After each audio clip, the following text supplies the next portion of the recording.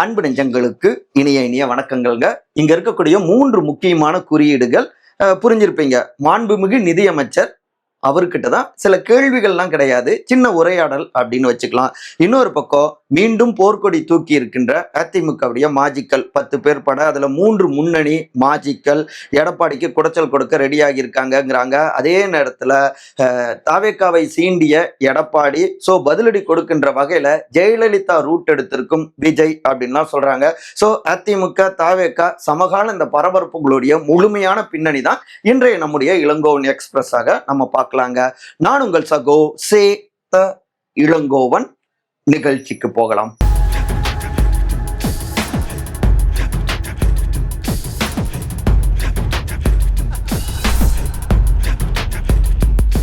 தாய் தமிழோடும் கொஞ்சம் வரலாறும் படியுங்கள் மாண்புமிகு நிதியமைச்சர் மரிய வில்சன் அவர்களே. ஜனநாயகன் திரைப்படத்துல குட் டச் பேட் டச் இதெல்லாம் நம்முடைய சிஎம் அவருடைய கடைசி படம் சொல்லி கொடுத்தாரு இல்லையா? உண்மையிலேயே நல்ல விஷயங்க.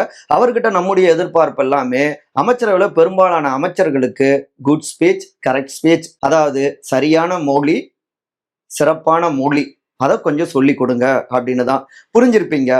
மாண்புமிகு நிதியமைச்சர் திரு மரிய வில்சன் சட்டமன்றத்தில் அவர் உரையாற்றியதுதான். சமீப காலமாகவே அவரு நம்முடைய தாய் தமிழ்ல தட்டு தடுமாறி தான் பேசிக்கிட்டு இருக்காரு. பெரிய தவறா நம்ம பார்க்கல. ஏன்னா நாம சொல்றதெல்லாம் நீங்க பிழை இல்லாம படிக்க பயிற்சி எடுத்துட்டு வந்து சிறப்பா இங்க பேச முயற்சி செய்யுங்க அப்படின்னு தான் தோழமையா சுட்டி காட்டுறாங்க பலருமே. நாமளும் அப்படிதான் முந்தைய காணொளிகள்ல இப்படியாக ஃப்ரெண்ட்லியா சுட்டி காட்டினோம். ஆனா எங்க நம்ம விமர்சிக்கிறோம் அப்படின்னா, சட்டமன்றத்துல இப்படி பேசுவது என்னுடைய தனித்துவம், என்னுடைய யூனிக்னஸ் அப்படின்னு அதை அவரு நியாயப்படுத்துறாரு. இது தப்புங்க. ஏன்னா நான் எப்படி வேணாலும் பேசுவேன், நீங்க அதை கேட்டுக்கணும் அப்படிங்கிற ஒரு அதிகாரத்தின் மொழியாகத்தான் இது நிச்சயமா உணரப்படும். நீங்களே சொல்றீங்க எனக்கு அன்பின் மொழி தான் தெரியும் அப்படின்லாம் சொல்லியிருக்கீங்க. ஆனா சமூக வலைதளங்கள்ல இதுக்கு முந்தைய காலகட்டத்துல ஒரு வீடியோவை வைரல் ஆக்குறாங்க. அந்த வீடியோவை நம்ம இங்க போடல. நீங்க எப்படி அன்பின் மொழிய பகிர்ந்துகிட்டு இருந்தீங்க அப்படின்னு அதுலயே புரிஞ்சுக்கலாம். சரி, அதை விடுங்க. அன்பின் மொழின்னு சொல்லிட்டு சட்டமன்றத்திலேயே கோவப்பட்டீங்க. இதுதானா உங்களுடைய அன்பின் மொழி அப்படின்னு கேட்க தோணுது. சரி, முக்கியமா இதுல நீங்க ஒண்ணு சொல்றீங்க, நான் கிறித்துவர், எனக்கு தெரிஞ்ச மொழி அன்பின் மொழி தான் அப்படின்னு. யார் இல்லைன்னு சொன்னா? எல்லா மதங்களுமே அன்பதான போதிக்குது. சரி, இங்க நீங்க என்ன சொல்ல வரீங்க? கிறித்துவர்களுக்கு ஆங்கிலம் தான் தெரியும், அதுதான் தாய்மொழி அப்படிங்கிற மாதிரி சொல்ல வரீங்களா? எனக்கு ஒரு கேள்வி. கிறித்துவ மதம் தோன்றிய பொழுது ஆங்கிலம் இருந்ததா முழுமையாக? சரி, கிறித்துவர்களுக்கு பெருசா தமிழ் தெரியாதுன்னு சொல்ல வரீங்களா?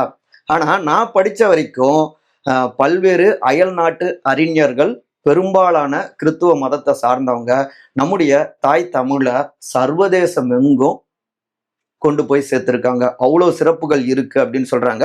சில உதாரணங்களை நான் காட்டணும்னு நினைக்கிறேன். இவரால் எனக்கு நடந்த பர்சனல் நன்மை என்ன அப்படின்னா, எங்க சேலம் மாவட்டத்துல ஐயா முத்துக்குமரன் அவர்கள் நல்ல தமிழ் எழுத வேண்டுமா அப்படின்னு ஐயா ஆக்கி பரந்தாமனார் அவர்களுடைய அவர் தொகுத்த இந்த புத்தகத்தை ஒரு காலத்துல அன்பா கொடுத்தாரு. அதுல இருந்துதான். உங்களுக்கு டாக்டர் கால்டுவெல் தெரியுங்களா? அவரும் ஆங்கில பாதிரியாருங்க. பல மொழிகளை கற்று சிறந்த மொழி தமிழ் அப்படின்னு ஒப்பிலக்கணமே இயற்றினாருங்க 1856 காலகட்டத்துல. புரிஞ்சுக்கோங்க. சரி, இவருடைய வழிக்கு வருவோமே. பல்வேறு பிரெஞ்சு அறிஞர்கள், குறிப்பா பேராசிரியர் மேல் அப்படிங்கிறவரு, நான் இங்க இந்தியா வந்த உடனே தமிழ் மொழி கத்துக்கிட்டேன், பல மொழிகள்ல அது மிக சிறந்த மொழி அப்படின்னு வியந்து பாராட்டி இருக்காரு.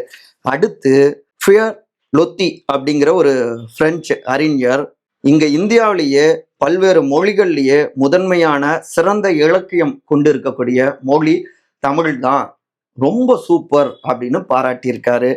சரி, ஜியு போப் தெரியுங்களா? நீங்க கூகுள் பண்ணா கூட தெரியும் எந்த அளவுக்கு தமிழுக்காக அவரு தொண்டாற்றி இருக்காரு அப்படின்னு. என்னன்னா, மதம் மொழி சம்பந்தம் இல்லைங்க. ஆர்வமும் விருப்பமும் இருந்தா எந்த மொழியும் நம்ம கத்துக்கலாம். இங்க நீங்க தமிழ்நாட்டுடைய அமைச்சர், தமிழாய்ந்த தமிழர் தான் தமிழ்நாட்டில் முதலமைச்சராகணும், தமிழ்நாட்டை ஆள வேண்டும் அப்படின்லாம் நம்முடைய புரட்சி கவிஞர் பாவேந்தர் பாரதிதாசன் ஐயா தெரிவிச்சிருக்காரு. நீங்க தமிழ்நாட்டுடைய தேசிய மொழி தமிழ். அப்ப முடிஞ்ச வரைக்கும் உங்களுக்கு சிறப்பா வராம கூட இருக்கலாம். எல்லோருக்கும் அது சிறப்பா வரும்னு தெரியாது. நான் சரியா உச்சரிக்கல அப்படின்னா, நம்முடைய நேயர்கள் விமர்சிச்சா நிச்சயமா நான் இதுவரைக்கும் எதிர்த்து கேள்விலாம் கேட்டதில்ல. பதில் தான் குடுத்துருக்கேன். அப்ப நீங்க பயிற்சி எடுத்து தமிழில் சிறப்பா பேச கத்துக்கணும். அதுதான் சரியானது. அத விட்டுட்டு உங்கள யாருமே கேலிலாம் பண்ணல. முக்கியமா இதுக்கு முன்னாடி முந்தைய நிதியமைச்சர் திரு பிடிஆர் அவரு இப்படியா பேசினாரு, அவரும் பிள்ளையா தானே பேசினாரு அப்படின்னா, ஒரு வாதத்துக்கு சொல்றேன். அவரு தான் ஒரு தப்பு பண்ணிட்டாருன்னா, அதே தப்ப தான் நீங்களும் செய்யணுமா என்ன? அப்புறம் சரியா பேசுங்கன்னு சொல்ற எல்லோருமே திமுக காரங்க கிடையாது. யாரும் உங்கள கேலியும் பண்ணல. உங்களுக்கு ஒரு சின்ன உதாரணம். தற்போதைய சிஎம் உங்களுடைய தலைவரே தான் அப்ப தொடக்க காலகட்டத்துல இந்த முகம்லாம் ஹீரோவா இதெல்லாம் நாங்க பார்க்கணுமா அப்படிலாம் விமர்சிச்சாங்க. பத்திரிகைகளே விமர்சிச்சாங்க. உடனே கோவம்லாம் படல. சிறப்பா நடிச்சு திரைத்துறையில தவிர்க்க முடியாத ஒரு தனிப்பெரும் சக்தியாக மாறி இன்னைக்கு அதை அடித்தளமா வச்சு இன்னைக்கு சிஎம் திரு ஜோசப் விஜயாகவும் உயர்ந்திருக்காரு. அதனால விமர்சனமா எடுத்துக்கிட்டு அதை சரிப்படுத்திக்க முயற்சி பண்ணுங்க. இப்படி பேச வேணாம். உங்களுக்கு ஒரே ஒரு திருக்குறளை மட்டும் சுட்டி காட்டணும் அப்படின்னு தோணுதுங்க. 121வது திருக்குறள். இவரை தெரியுங்களா? உங்களுடைய கட்சியில இப்பதான் லேட்டஸ்டா சேர்ந்திருக்காரு திரு வைகை செல்வன், முன்னாள் அமைச்சர். அவரு பொருள் கொடுத்த புக்கு தான் இது. அடக்கம் அமருருள் உய்க்கும், அடங்காமை ஆறிருள் உய்த்துவிடும். அடக்கம் அழியாத புகழை தரும், அடங்காமை வாழ்க்கையை இருளாக்கிவிடும். புரிஞ்சிருப்பீங்கன்னு நினைக்கிறேன் மாண்புமிகு நிதியமைச்சர் அவர்களே. மீண்டும் எடப்பாடிக்கு பதிலடி. ஜெயலலிதா ரூட்டில் விஜய். நம்முடைய தமிழ்நாடு சட்டமன்றத்துல நேற்றைக்கு தமிழ்தாய் வாழ்த்து இனி எல்லா அரசு நிகழ்ச்சிகளையும், பொது நிகழ்ச்சிகள்லையும், விழாக்கள்லையும் முதலில் பாடப்படணும் அப்படின்னு நம்முடைய சிஎம் தனி தீர்மானம் கொண்டு வந்தாரு. நல்ல விஷயங்க. இன்னைக்கு ஆகஸ்ட் 11ஆம் தேதி நீட் விலக்கு, இதை ஒட்டி தனி தீர்மானம் கொண்டு வரப்பட்டது. ஒரு பக்கம் இப்படி பயணிக்கிறாங்கன்னா, இன்னொரு பக்கம் சத்தம் இல்லாம முன்னாள் முதலமைச்சர் அதிமுக பொதுச் செயலாளர் திரு எடப்பாடி பழனிசாமி அவரை டோட்டலா முடக்கணும் அப்படின்னு மற்றொரு முன்னாள் முதலமைச்சர் மறைந்த ஜெயலலிதா அவர்களுடைய அந்த ரூட் மேப்பை அப்படியே கையில் எடுத்திருக்காரு சிட்டிங் சிஎம் திரு ஜோசப் விஜய் அப்படிங்கிறாங்க. ஏங்க, எதற்காகங்க அப்படின்னு கேட்டா, இன்னைக்கு கூட சட்டமன்றத்துல போன ஆட்சியில ஆண்டுதோறும் 5000 பேருந்துகள் வாங்குறோம் அப்படின்னு சொன்னாங்க. 7000 பேருந்துகள் தான் டோட்டலா இப்ப பார்த்தோம்னா கிட்டத்தட்ட ஒரு 20,000 பேருந்துகள் இருக்கு. எல்லாவற்றையுமே ஏசி பேருந்துகளாக மாற்றுவது இயலாத காரியம் அப்படின்னு எடப்பாடி பேச, இல்லைங்க, இதுக்குதான் தமிழ்நாடு போக்குவரத்து துறை அமைச்சரான தமிழன் திரு பார்த்திபன், இது மக்களால தேர்ந்தெடுக்கப்பட்ட ஆட்சி, அதற்கான சாத்தியக்கூறுகள் இருக்கு, கண்டிப்பா படிப்படியா மாற்றி தரப்படும் அப்படின்னு உத்தரவாதம் கொடுத்தாரு. இதுக்குதான் உடனே எடப்பாடி, இல்லைங்க, ஏசி பேருந்து தேவையில்லை, சாதாரண பேருந்தாக மாற்றி கொடுத்தாலே மக்கள் பாராட்டுவாங்க. ஆனா இந்த ஆண்டு 1000 பேருந்துகள் வாங்குவோம் அப்படின்னு சொல்லி இருக்கீங்க. இந்த ஆண்டு முடிஞ்சிடுச்சு. 4 ஆண்டுகள்ல எத்தனை பேருந்துகள் வாங்க போகிறீர்கள்? இயலாத காரியம் அப்படின்னு கவுண்டர் கொடுத்திருக்காருங்க பதிலடி. இப்படியாக சட்டமன்றத்துக்குள்ளாரையும் வெளியில மக்கள் மன்றத்திலும் பெரும் குடைச்சல்களை தாவேக அரசாங்கத்துக்கு கொடுக்க தொடங்கியிருக்காரு. உதாரணமா சொல்லணும்னா, விவசாய விரோத விஜய் அரசாங்கம் அப்படின்னு ஆகஸ்ட் 14ஆம் தேதி விவசாயிகளுக்கு ஆதரவாக ஒரு பெரும் போராட்டத்தையும் எடப்பாடியை தலைமையேற்று நடத்த போறாரு. இப்படி அவங்க சீண்டிக்கிட்டே இருக்காங்க இல்லையா? இதற்கு பதிலடியாகத்தான் 2011 அந்த பாலிசியை, அந்த ஃபார்முலாவை கையில் எடுத்திருக்காங்க. அப்ப அதிமுக தேமுதிக கூட்டணியில இருந்தாங்க. எதிர்கட்சி தலைவராக ஆனாரு மறைந்த கேப்டன் திரு விஜயகாந்த்ங்க. கிட்டத்தட்ட 29 எம்எல்ஏக்கள். திமுகவால எதிர்கட்சியாக கூட ஆக முடியல. வலிமையா இருந்தாங்க. ஆனா அந்த நேரத்துல இடைத்தேர்தல் சில விவகாரங்களை ஒட்டி அதிமுக அரசாங்கத்தையும் விமர்சிக்க தொடங்கினாரு கேப்டன் விஜயகாந்த். உடனே பார்த்தாங்க, அப்படியா அப்படின்னு முடிவெடுத்து அந்த நேரத்துல கிட்டத்தட்ட ஒவ்வொருத்தராக ஒரு 11 சட்டமன்ற உறுப்பினர்கள் தேமுதிகவில் இருந்துகிட்டு இந்த பக்கம் அப்போதைய முதலமைச்சர் ஜெயலலிதா அவங்கள பாராட்டவும் தொடங்கினாங்க. தனித்தனியா சந்திச்சாங்க, பல கோரிக்கைகளை முன் வச்சு அதை தீர்த்து வச்சாங்க அப்படின்லாம் படங்கள் வெளியிட்டாங்க. அதாவது தேமுதிகவில் இருந்துகிட்டு ஒரு போட்டி தேமுதிகவாக செயல்பட்டுக்கிட்டு இருந்தாங்க. அவங்கள கட்சியை விட்டு நீக்கினாலோ இல்ல அவங்கள நீக்கினாலோ ஏதாவது பண்ணா இவருடைய எதிர்கட்சி தலைவருங்கிற அந்தஸ்து போயிடும். அதனாலேயே கேப்டன் பல்ல கடிச்சுக்கிட்டு அமைதியாவே இருந்துகிட்டு இருந்தாரு. அதே நேரத்துல கொஞ்சம் கொஞ்சமாக தேமுதிகவையும் பலகீனப்படுத்தினாங்க ஜெயலலிதா, அவங்களுடைய டீம்.